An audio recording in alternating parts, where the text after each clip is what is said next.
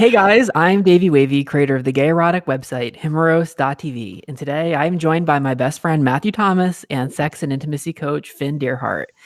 And today we are talking about mummification. we usually talk about daddy issues, but today it's all about mummy. Get it? Yes. I wrote that one down. Let's get started. Why did you need to write that one down? Didn't want to miss it. Didn't want to miss up on that gem.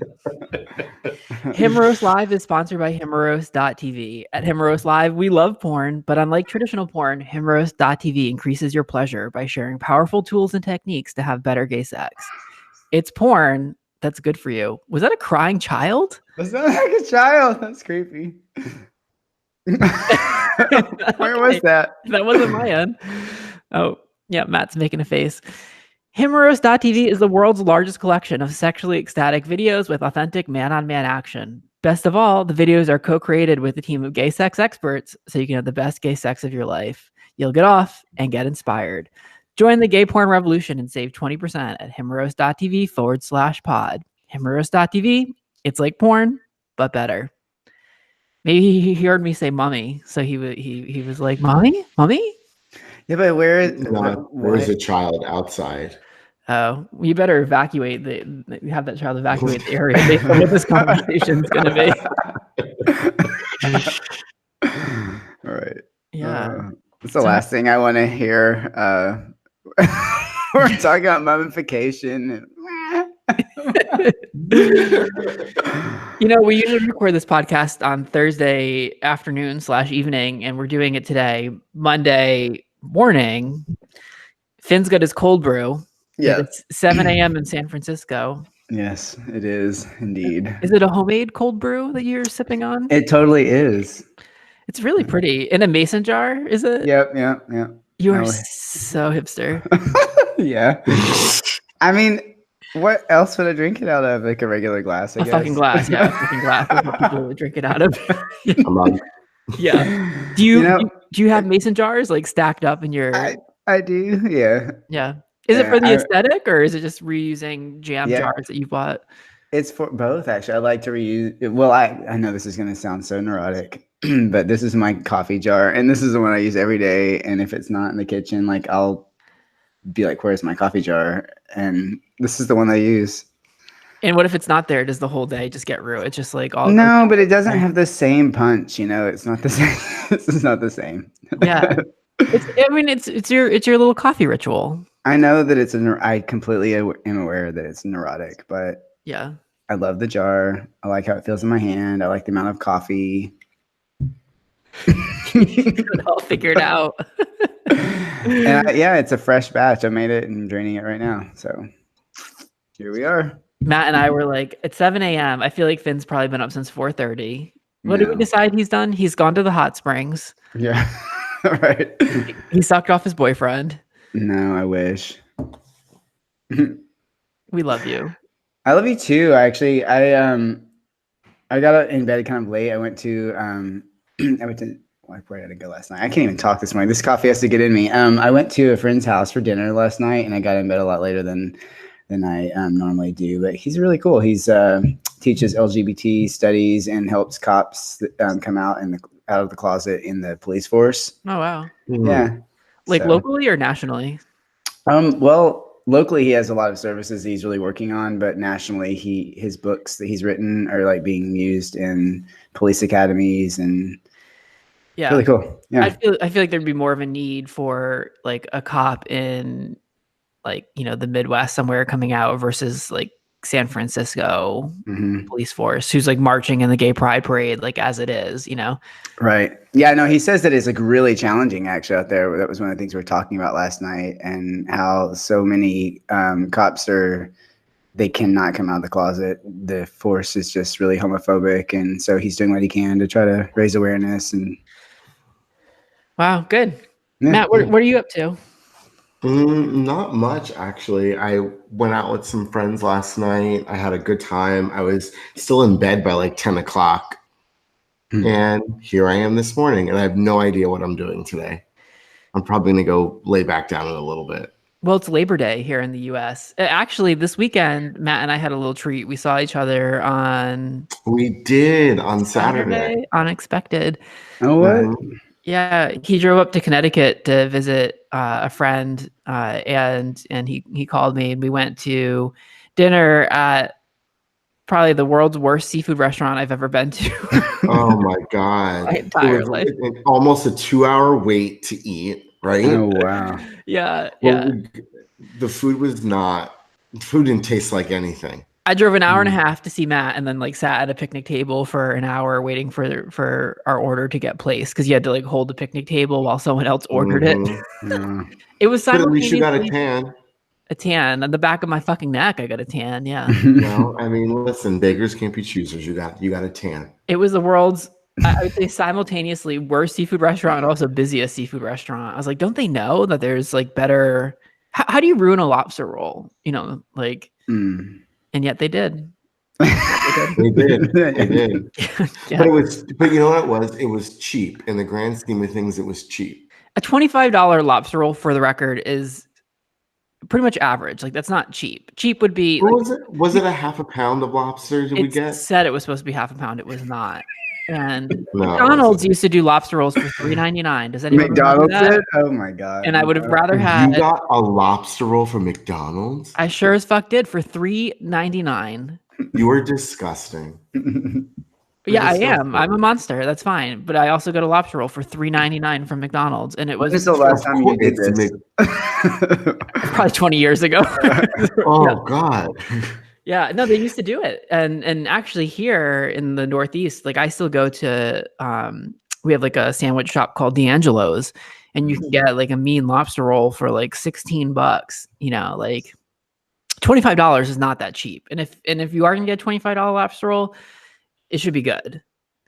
This was like just plopped out like rubbery ass, like cheap lobster meat in a hot dog bun that was like mushy from all the steaming. It was just a hot dog bun. Yeah, and it was a mushy hot dog bun because it was like it was wet.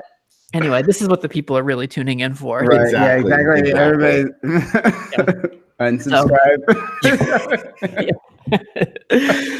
All right. Any other news before we get into it? Any other updates, life events, cuddle parties, blowjobs, cum dumpsters?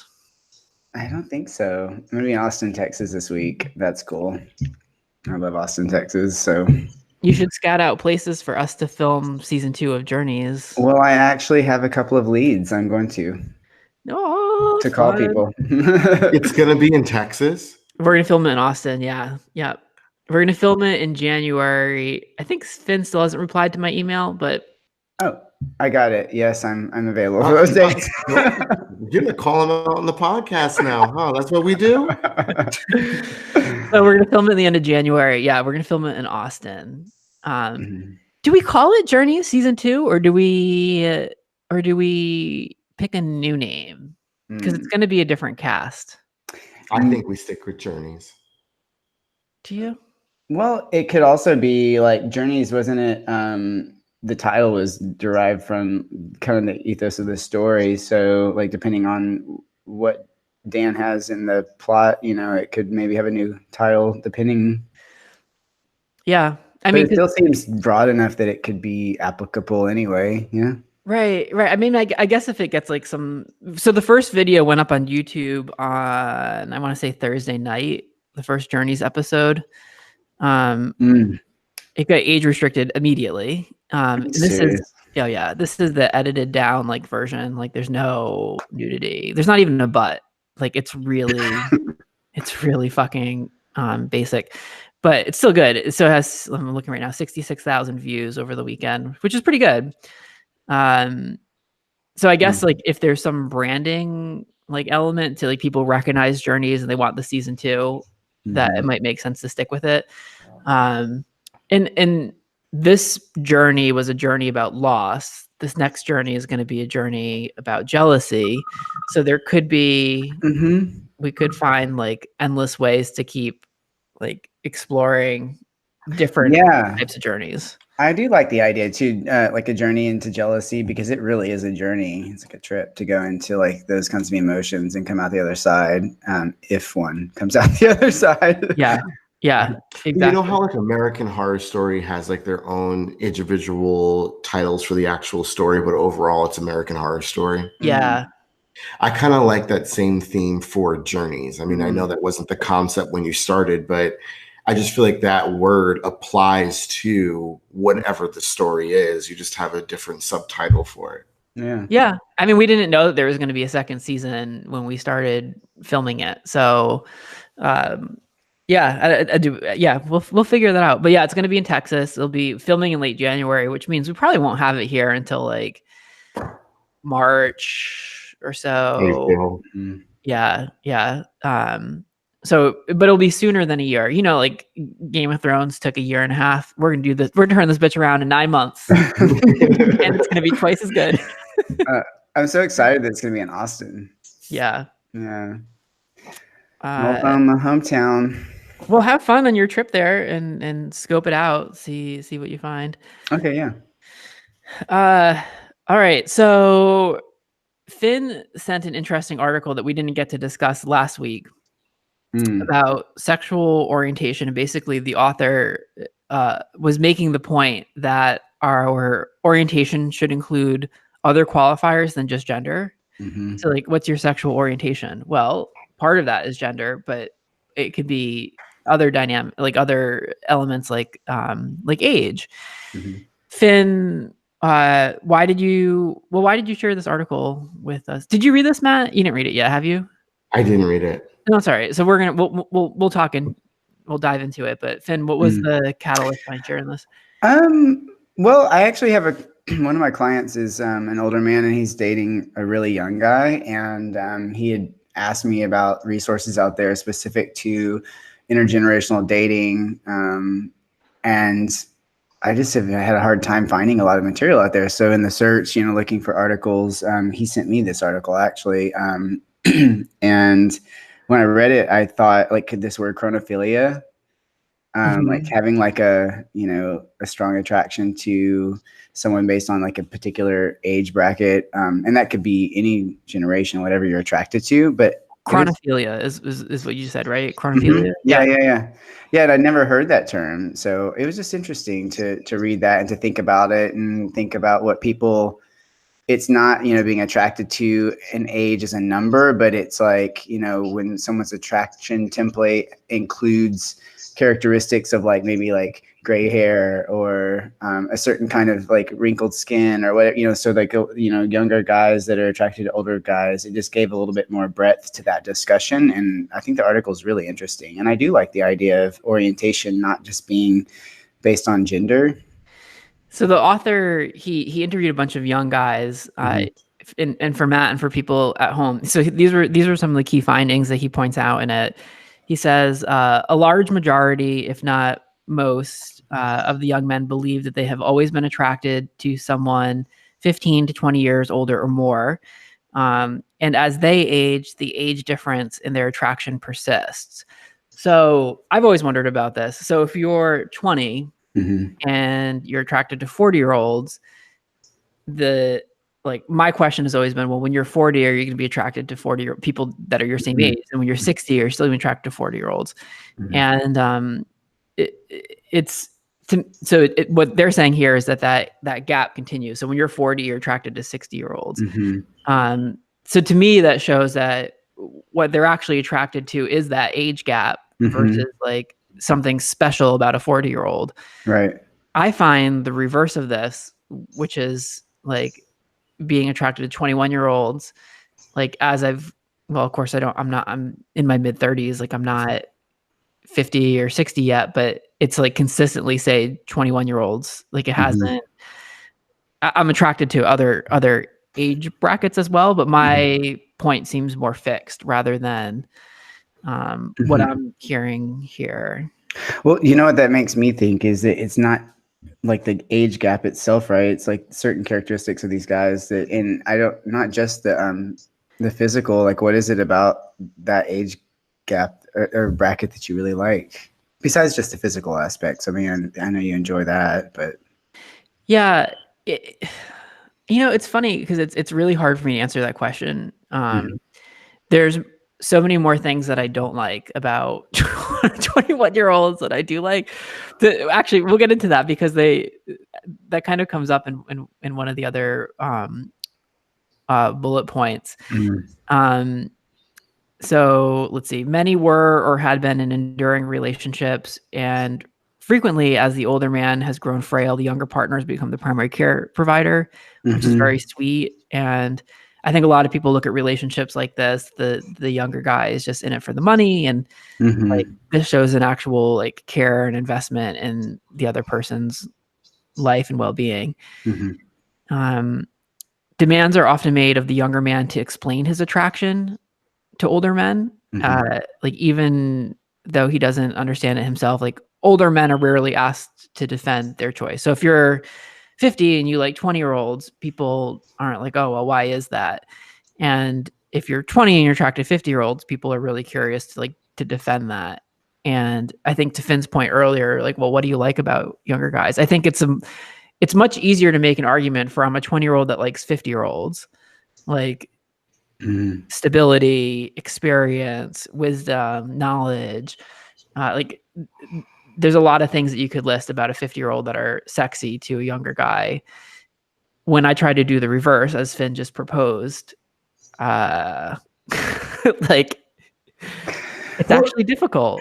But the thing is, this is kind of, to me, it's really interesting. All of this is because it kind of speaks to what we have talked about a lot on here about fantasy, and in a way, this is a form of fantasy, right? It's you're attracted to a domain of characteristics that mean something to you, about you, instead of it being about the other person. So it's like, with these younger guys, I feel, like I can feel my whatever, I don't know, like my power, big brother, right. or like mentor, or like you kind of enjoy some of those aspects of those relationships. I love that aspect about younger guys and the way they perceive me, or I think that so Matt, I mean, you're in this boat. Like you like younger guys. Like, are you thinking about like what your answer to that question would be? Like, what do you like about younger guys?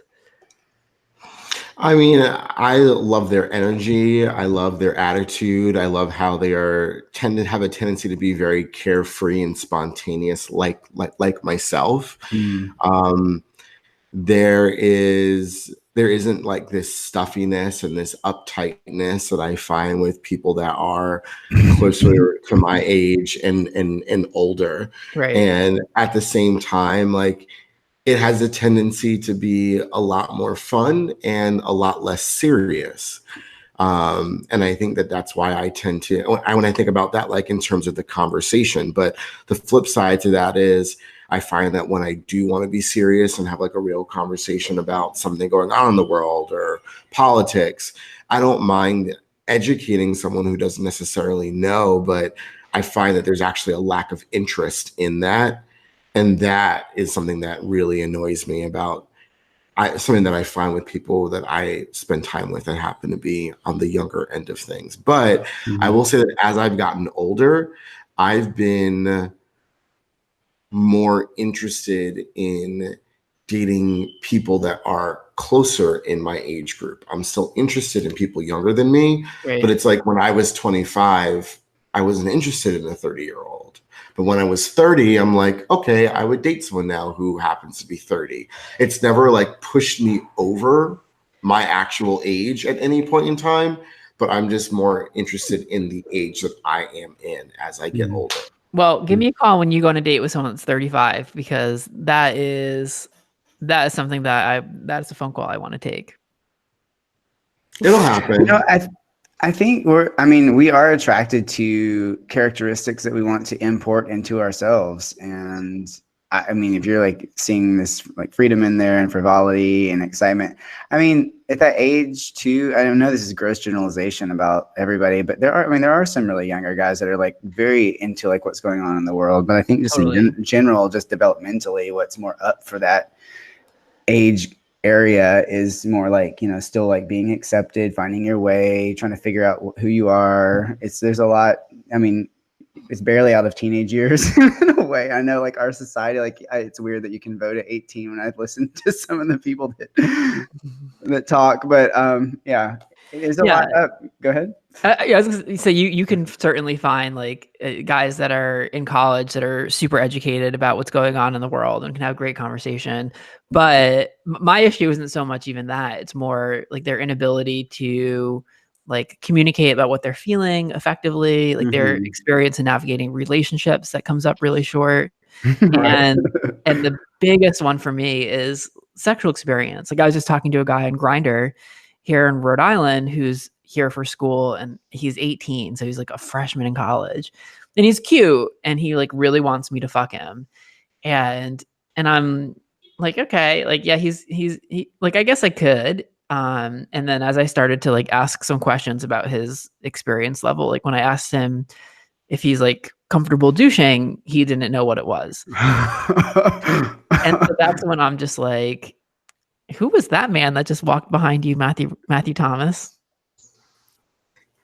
I think we're doing a podcast right now. Is that the child? No, it was not a child. I think I know where you are. He's on an undisclosed location. He's in a bunker. Nice. Somewhere in West Virginia. I love how you're always coming into the podcast from a very different location. So, okay, so there were a few other points. Let's see. The younger man often explains his attraction with words like wisdom, experience, sensitivity, a life well lived. But the attraction was also clearly very erotic as well. Most resent any implication that their relationship is based on a wish to exploit the older partner, aka sugar daddy. Right. Although these younger men often question their relationship with their father and whether or not that was responsible for their attraction, they were about equally split between those who had a good relationship with their dad and those who had a bad relationship or no relationship. So it was like 50-50, had a bad relationship, good relationship. I also wonder, like, to me, well, that means nothing unless I know how that compares to the population in general. Like, is 50-50 typical for like the general population? I don't have any context there. Yeah. I know a daddy who enjoys younger guys who says that like if a boy truly has daddy issues, for him it's kind of like a deal breaker because he's like I'm not in it for that. Like he's kind of in it for the fun and the cheap thrills, but he's not looking to like pull back those layers. It's hard for me to imagine a man who doesn't have daddy issues on some level. Yeah. Especially gay guys. I mean, they're out there. I know that they have had healthy dad relationships. But when I think about that's why I think there's so much of a rage around daddies for gay guys anyway. I think I actually don't have daddy issues. My dad was like really loving and like and affectionate. Like I hug him when I see him. He was like really present in our lives and like took me fishing and like hiking and camping, but also like when I came out, he was a lot more quick to get it than my mom was. And he like really steps up he used to be a manager of a bunch of like beaches and parks. And I had a gay friend that was working at one of the beaches, and he was my friend was a lifeguard, and he left his whistle in the lifeguard tower. And there were like 3 straight guards that were standing around. They noticed that he left his whistle, and they were like, "Oh, don't touch that whistle. That belongs to so-and-so."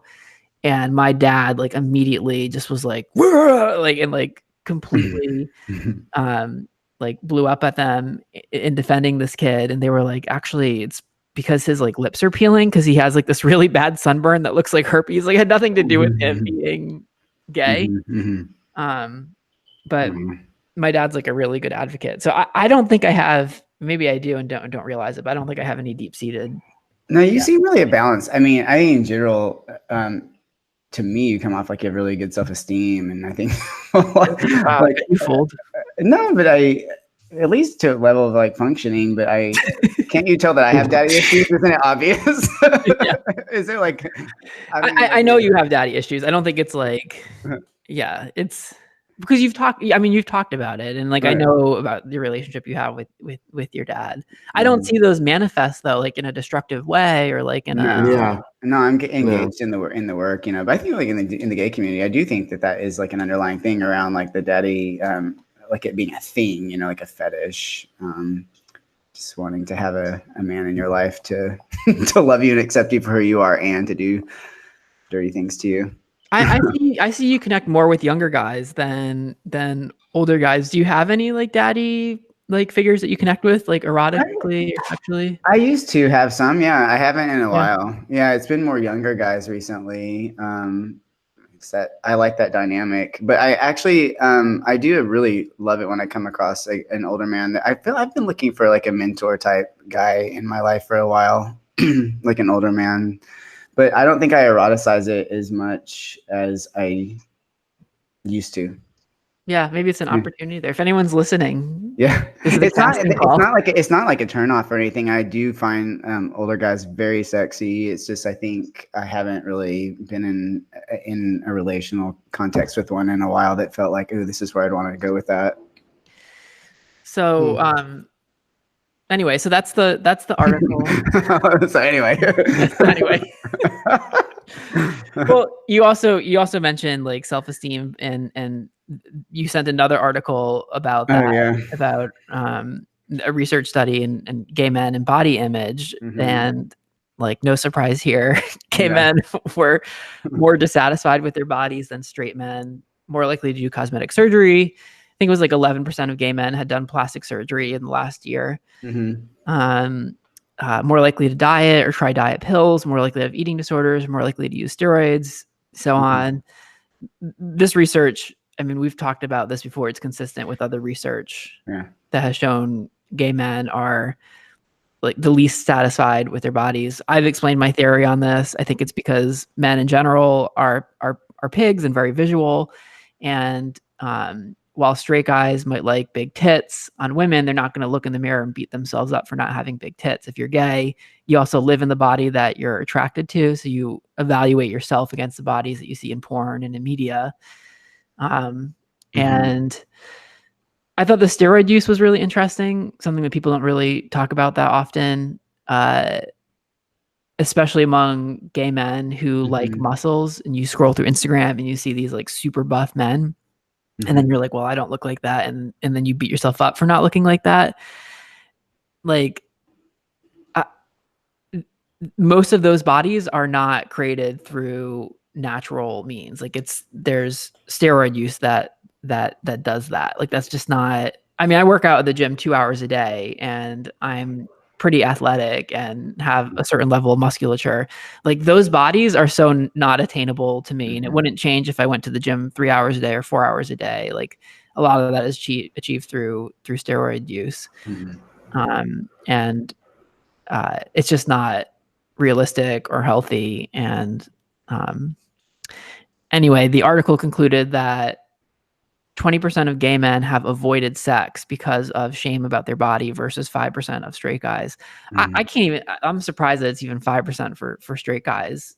Maybe I don't give them enough credit for like having complex feelings and like what straight guys like, oh, okay, I'm not going to have sex because I'm feeling like down about myself. I think like if they have the opportunity to have sex, I feel like they don't care. But. Right.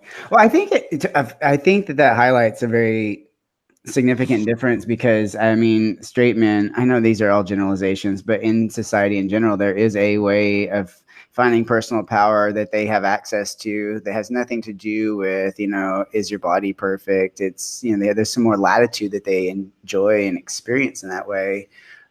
Gay men in a very large general way, I think, have this personal power because they've had to overcome a lot and they're dealing with a lot on the inside. So it's like they're kind of like looking for anything to feel really good about themselves after having been through hell. And then it's like the body is this currency, and it's all like, if I'm not fuckable, then like what am I? It's kind of like that. I mean, last night, I have to tell you this is the fucking weird.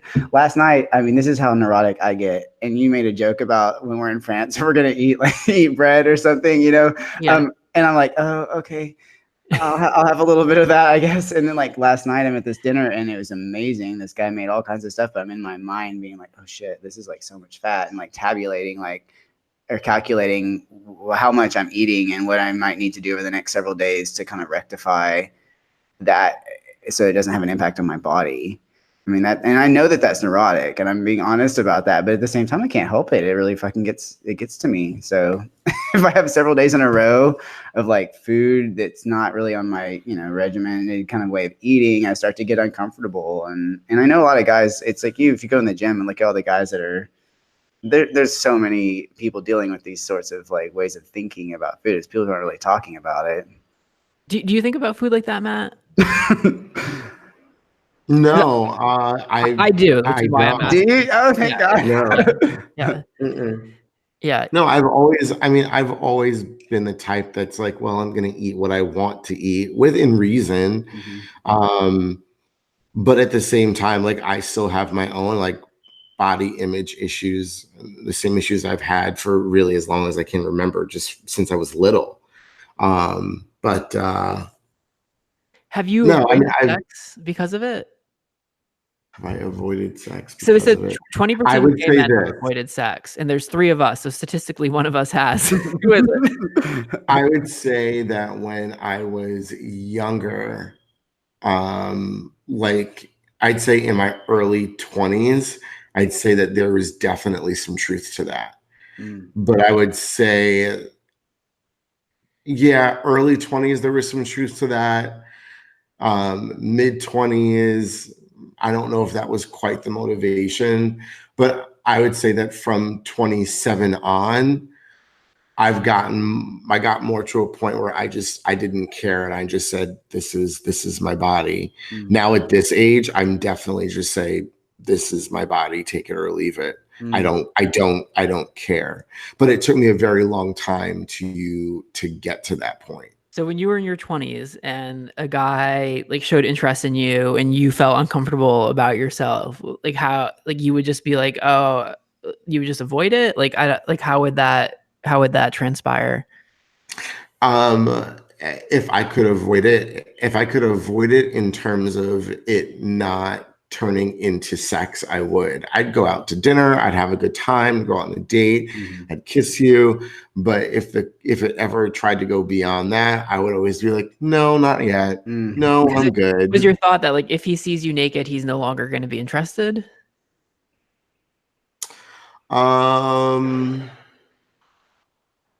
I don't ever think that I allowed it to get to that, the thought to get to that point. I couldn't get past the thought of being rejected. Okay.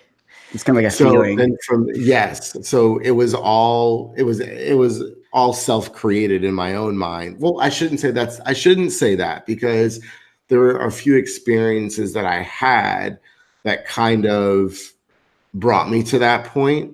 But then at the same time, I also knew that when I started going on apps that, if there were certain pictures that I would send, then at the same time, I knew that it didn't matter to certain people that I would choose to sleep with too.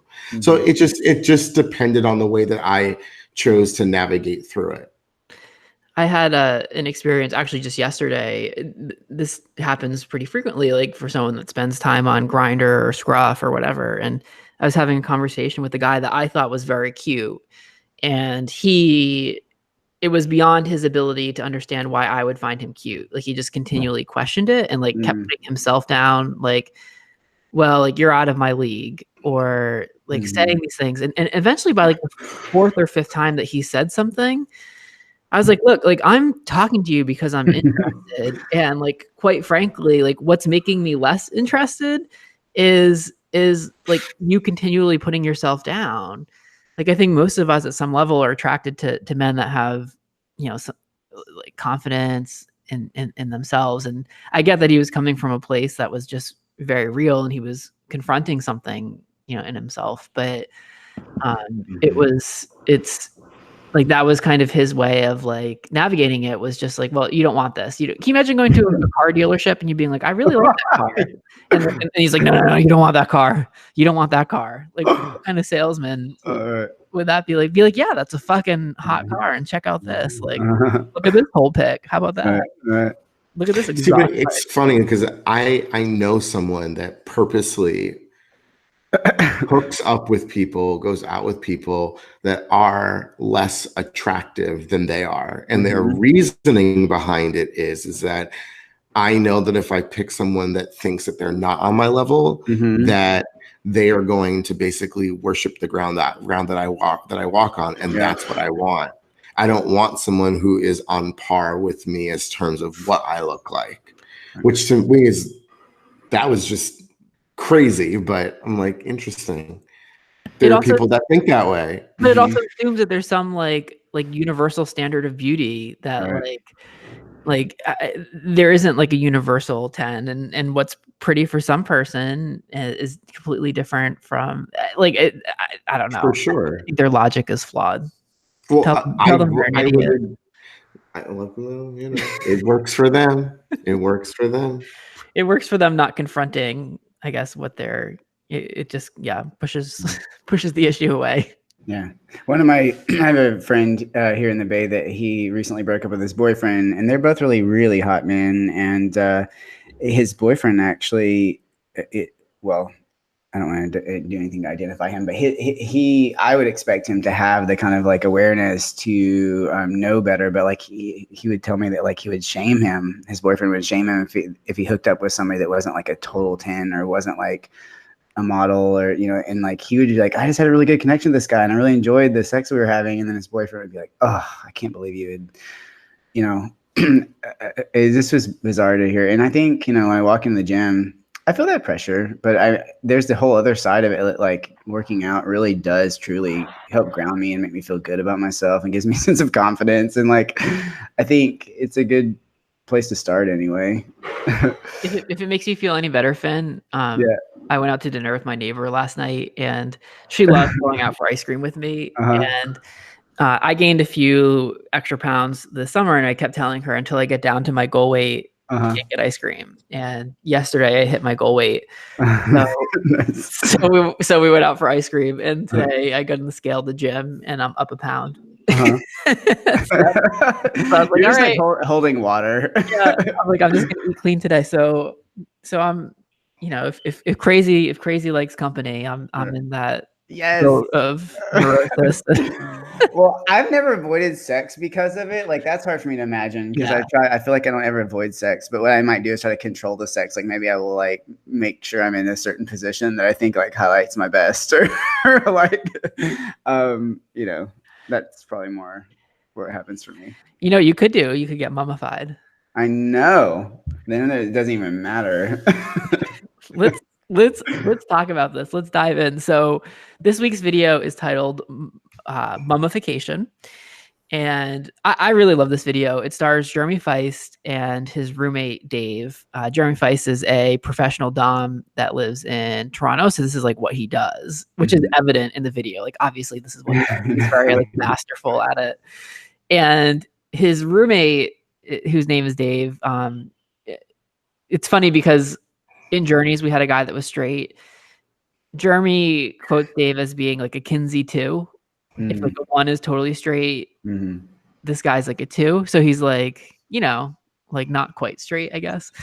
Even though it's a very intimate encounter that they have, including like lots of kissing and touching. And anyway, this is what this video reminds me of, is like a really good version of a YouTube tutorial of like a do-it-yourself instructional video, except in this instance, it's like mummifying your partner and like making them come.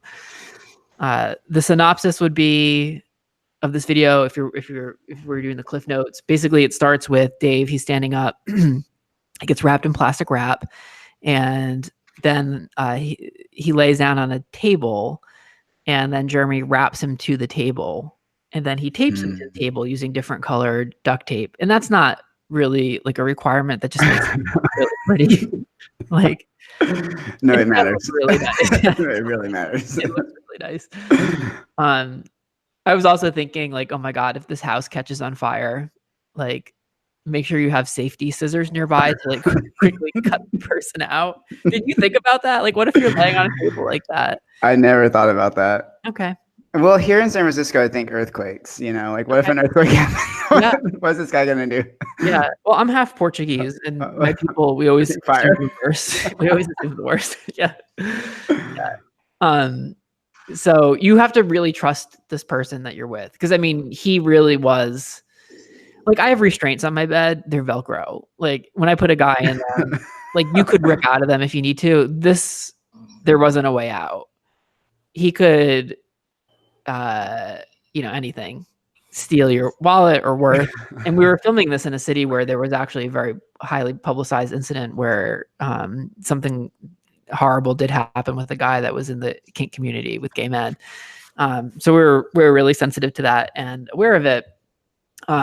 One of the things that they do is when Dave is laying down to really do a sensory deprivation experience, to really feel mummified, he put in noise canceling headphones and a blindfold. So it took out your sense of sight, your sense of sound. I think there was just like white noise in the headphones. And there's actually a variation of this, which we didn't do, where the guy would also be gagged so he couldn't speak. Wow. And that started to trigger me because I was like, well, what if he does want to get out? Right? Yeah, you like that? He's like,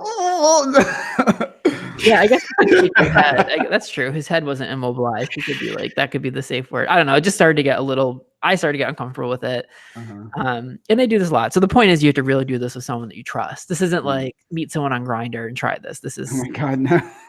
someone, please, Lord Jesus, that you have some context. So I would be so scared to do that with somebody on Grindr. Oh my God. Yeah. So beautiful to watch, very masterful, the taping, the angles. Uses safety scissors to cut out a hole around the dick. A very adorned dick. Is that the word? There's a lot of bejeweled, bedazzled. Yes. Bedazzled. There's a lot of paraphernalia. And it basically makes like a glory hole for his cock, like through the mummification. And then Jeremy sucks the dick and then uses a massager, like a magic, whatever they're called, magic stick, magic massager, and massages Dave's dick until he has literally the largest load I've ever seen in my life. I've never seen someone come that much. And it's slightly in slow motion, but when you're watching it, it's like comical. Like it's like when the clowns come out of the clown car, it's like and there's like 17 clowns that come out of the car. It's like, okay, the come's over. No, it's not. And then like 2 minutes later, it's like his dick is like still coming. And it's like spraying across the whole room. It's just life jackets are on. It's just the entire crew is like, we're wearing those coats that you wear when you go to Niagara Falls, like, sprayed by the world covered in cum. So what do you guys think? I dug it. I like, so I was trying to get into the headspace just watching it, thinking like, is this for the one that's receiving, like maybe like flexibly like playing with the idea that all I am is a cock, and I think all that sensory deprivation, and it's like that's what it means. I guess that's what I associate with it, and how that's kind of hot. It's like I'm nothing but my dick, and like being able to flex into that headspace. It's that's my opinion. Is that what you were thinking, Matt? I thought it was beautifully shot. I really loved it. There was a level of anxiety that I had, like imagine being the person who's being mummified, but at the same time, some part of me would be interested in trying it. Like I want to know what it's like to have some of my other senses like turned off, where I'm just being used. I'm very curious. What gives you anxiety? I'm curious. What's the anxious? What's the anxiety from it? The fact that if I can't get loose or I can't get out of it, I need someone to help me. And it's that trust of like, is someone going to immediately get me out of it? Like because I can't get myself out of the situation. It's like once you're in, you're in. Yeah. And that freaks me out. Giving up that control freaks me out. There's also like this is scalable. Like there's smaller versions of this that you could try where you're like somewhat immobilized, but still. I filmed a YouTube video where I mummified Josh Brady. I don't think I'm going to be able to put it out until like October because we just have so much content coming out in the next few weeks.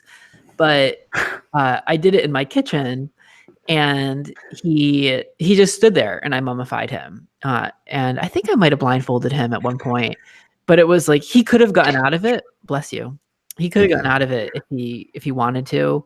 And like you could have just had your legs bound, or like there's ways to kind of lean into it. But yeah, giving up that control and really trusting that other person is probably really challenging for a lot of people. Yeah, absolutely. I've been mummified before. I don't know if I shared this in the podcast, but I must have shared this. I went to a sex party in Palm Springs like a year ago. Did you ever hear this? I don't know. No, I've not heard. I know the story, but you didn't share this. Yeah, I had a kinky friend that was visiting, and someone in Palm Springs I know invited us to a sex party, and I figured like a kinky friend is a good person to go with because like they're not going to laugh and they're going to be receptive to it. And so we went, and like the first thing I saw as soon as I walked in was someone being crucified, and someone else being like electrocuted in like the other corner. And for your first sex party, this was a pretty intense first.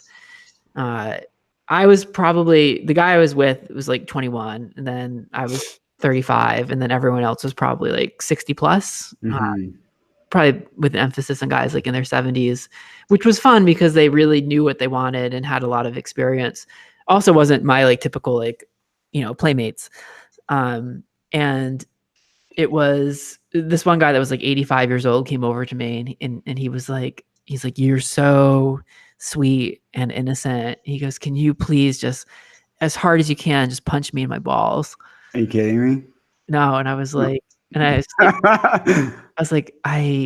no, I can't. Like, I'd probably kill you. He was like 5'2" and like 110 pounds. If I punched him as hard as I could in his balls, he would have for sure fallen to the floor. See, I want to know, does he really want you to punch you as hard as you can? Or is that like a language construct that like is part of the fantasy? If you like rail back and just like slam, I mean, wouldn't that double someone over? I don't know. I'm ignorant here.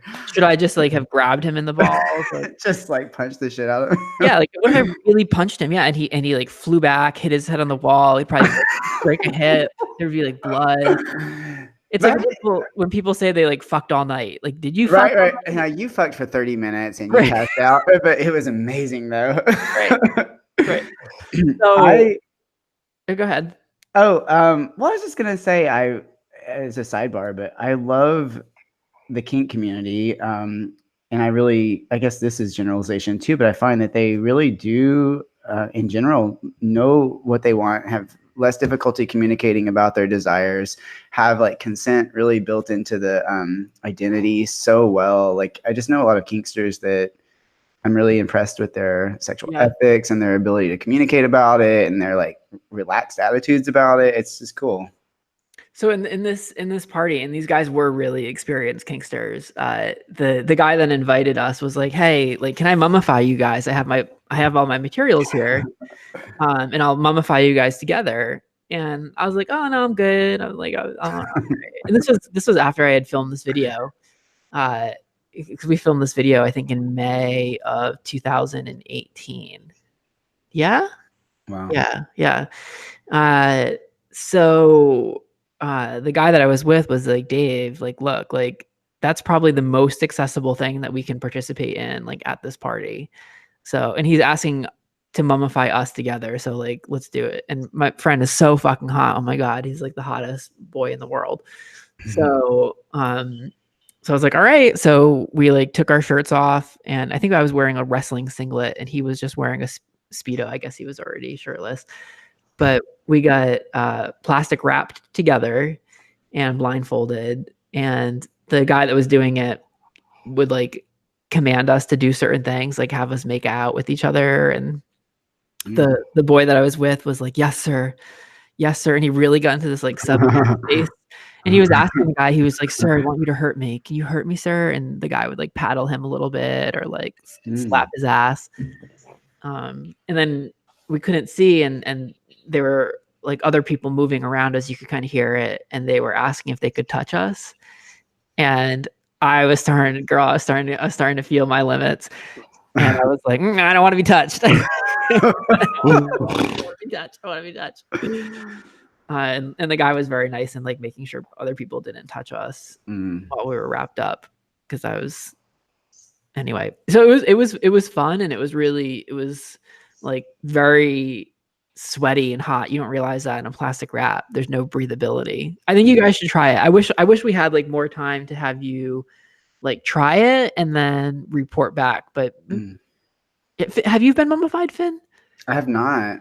I've actually been, no, but I've been curious about, not from the, I have to say is the saran wrap thing. I can't do it, but like they have like leather mummy suits that are like really intense to me looking, and also I've been intrigued by that. I do like the idea of just being nothing but a cock too. Like that's hot to me for some reason. I saw, as a side note, I saw a porn the other day. I've recently gotten into like the animated porn, and it was a person and like a giant, and the person became the human dildo. It was pretty hot. Are you still like not whacking off to porn? I would say I whack off to porn like 30% of the time. Oh. Yeah. So wait, you said you don't want to be mummified in plastic wrap? I just feel like, oh God, all that plastic's going to go right into the ocean. Well, use it for sandwiches or something after. You can repurpose it. Yeah, repurpose it. Yeah. There we go.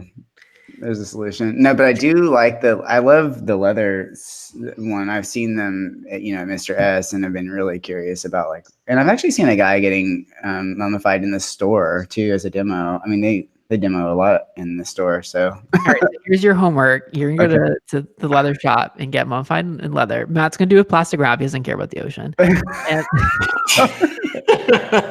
then we're gonna report back. Okay. Would you try it, Matt? Are you gonna try it? I would try it. If I had the right person, I'd try it. And do you have a person that you can think of that you'd be like, what, I would do it with them? Yes. I'm trying to help you make a plan. That's what I'll discuss. With him. Would you let Davey put you in a mummy wrap? Hell fucking no. He'd leave you there. That's some real good power play there. I can bring some plastic wrap to the retreat. Yeah. Oh God. Yeah. That would be an interesting time to try it, though. Mm-hmm. Well, bring two forms of ID. Bring 2 forms of ID because we'll film it. Right. And think of your porn name. You're kind of attracted to the idea, though, aren't you? I'm very curious. I don't think you would let me be present when it happened. No. No, I would not let you be present. Yeah. Why would you want to be present? Because you're his buddy. I didn't say I wanted to be present, but you're making assumptions here. But I would be curious to see like what the experience was like. Like I can. I think it would be weirder for you than it would be for me. I've also seen we've filmed like hundreds of videos at this point. Like for me to see you experiencing something new and exciting, like I can be happy for you in that.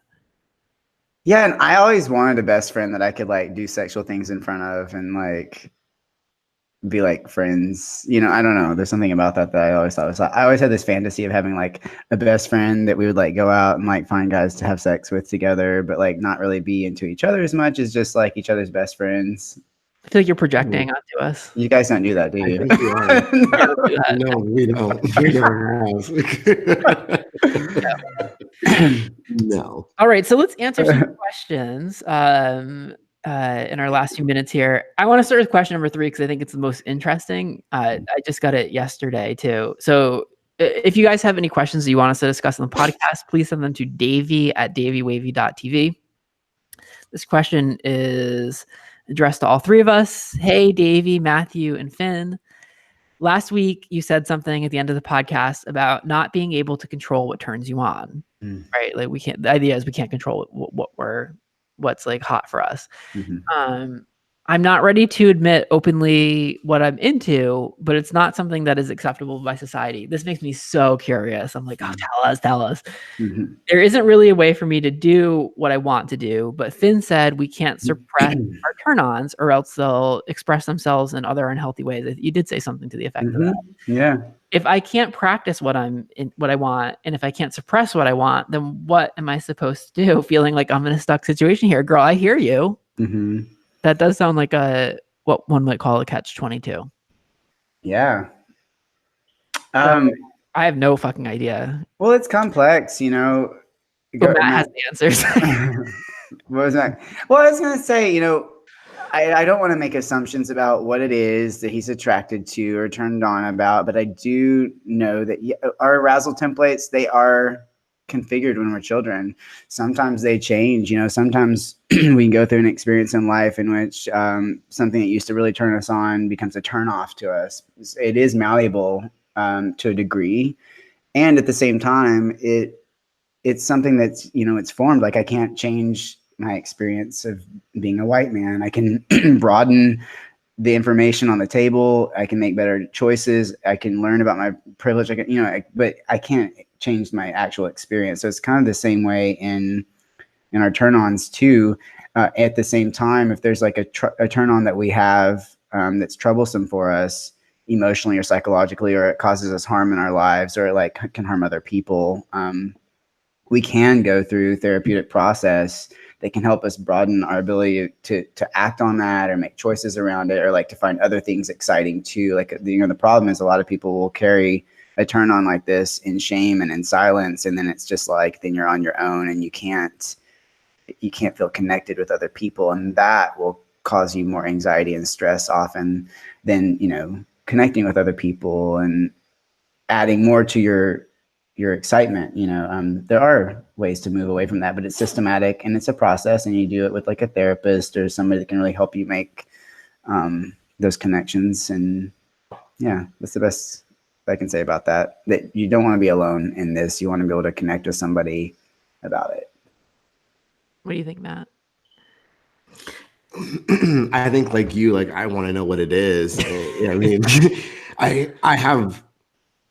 I would say that if what it is that you want to do or that turns you on, like does cause harm to someone else, because we don't know what this is. So if it is in that sense, you need to Finn's point, I think it's important to see a therapist before you just act on whatever this is. But I don't know, like it's hard for me to say, because I'm afraid, like, oh my God, what if this is something that causes harm and this person just wants to run with it and hears us? Right. I don't know what it is. I mean, so that, like, it could be like, maybe he likes to wear a diaper. Go wear your diaper. I don't know. Yeah. To me, it seems like it's more something like it could be a rape fantasy or like a snuff fantasy where you like, or like incest or pedophilia or bestiality. Like, but then again, our mind goes there because he says that he's not comfortable. So I don't know. You know, the thing is, we kind of frame this a lot in this way, I think, and that is like fantasy is fantasy. It means something symbolic. Just because we fantasize about something doesn't mean that we actually want that real experience. And there are lots of fantasies that I have that I definitely don't truly want. I just kind of look at it flexibly. I think people feel really trapped in their fantasies when they don't know that.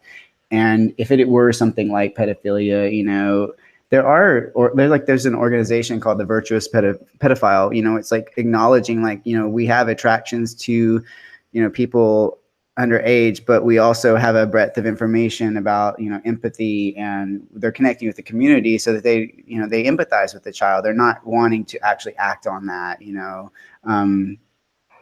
That's different. You know, child molestation is a very different thing than just being attracted to a child. And so depending on, you know, whatever this person is talking about, you know, it could be a situation like that, like just connecting with other people. And again, having more information on the table. It's not what we're attracted to is make us bad. We need to have connection and not bear that alone. So is there a way for this person to use something like role play to, like, so say they want to get fucked by a horse, right? Like, you could buy like toys and gear, like a horse dildo, like some sort of mask, like to play with it that way? Or is that like... I think so, yes. Having an outlet to creatively aspect these things for sure. You know, role play, but again, you know, talking with somebody like a mental health professional just to talk about it and like and get some guidance and some, you know, suggestions. But I'm always in favor of trying to find some like creative way to express something that doesn't actually cause harm if there's harm involved for another individual or like no consent or something. But then, like, I mean, to that point, if something that someone does want to do does potentially cause harm, and you're trying to find a happy medium to avoid that, to some level, aren't you still creating a buildup? Because you're still not doing what it is that you really want. You're just trying to find a way to balance and still give that person a way of getting off. But to some people, couldn't that still just be a build up to that actual thing that they really want? I am under the opinion that shame and suppression of whatever one wants is more of a driving force to create that in his life. So, and then I think there's a lot of data to support that. You know, in fact, in therapy, there have been cases where men were attracted to, films that were really degrading to women, and they've shown a process of them, instead of saying, oh, you shouldn't think that, is that basically they need experiences in their lives where they actually see and experience women in ways where they realize that they're kind of victimized, and they start to broaden again their awareness about, you know, all the factors involved, so they naturally move away from it. But if a therapist is like, oh wow, that's really intense, and you know puts a shame on it, that makes the person want it more. So I always think connection, you know, like how can I get this person to feel safe enough to talk about it with somebody, kind of get some other reflection around it, instead of just being all in your head and by yourself, and then like whatever, whacking off to what you're whacking off to, and like creating this compressive force, you know? I would love for people to have maybe more experience like with this to write into us and share some of their stories. I'd be really curious to hear some of them and read it. We're going to have to, we'll save the other questions for next week, which consequently next week we're discussing perhaps one of my favorite Himeros.tv videos ever. It is called Overheard. It is going to change your life. Finn, where can people find more of you? Right here. Also finndeerhart.com, FINNDEERHART.com. Awesome. And Matt, where can people find you? Right here next week. Remember to visit himeros.tv/pod to save 20% off your himeros.tv membership. And now is a great time to go to iTunes or Spotify or wherever the hell you're listening to this and rate us 5 stars, because the ratings really help. So please, pretty please do that. Just for us. Do it for us. Thanks so much for listening. And as always, more to come. To come. Oh, Jesus Christ. We'll never get this right.